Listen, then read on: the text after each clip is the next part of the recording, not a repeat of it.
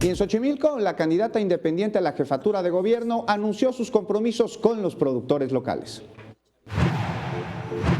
Como parte de su campaña para la jefatura de gobierno de la Ciudad de México, la candidata independiente Lorena Osornio visitó a productores y ejidatarios de Xochimilco, donde les aseguró que recibirán apoyo incluso antes de empezar los comicios del 1 de julio. Principalmente mi compromiso es ayudarlos a hacer su asociación civil en este momento.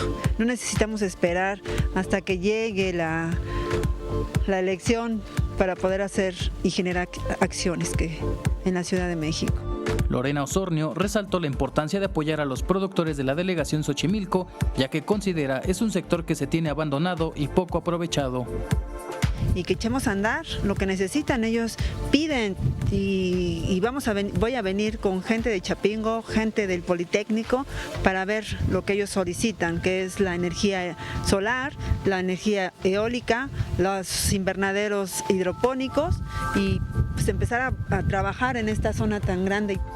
De igual forma, durante su visita en la delegación, la candidata independiente visitó a damnificados por el sismo del pasado 19 de septiembre en San Gregorio, donde se comprometió a apoyarlos en caso de ser la candidata ganadora. Por último, sostuvo un encuentro con jóvenes en donde resaltó la importancia de este sector en las próximas elecciones. Con imágenes de Joel Arias, Héctor Mendoza, 21 Noticias.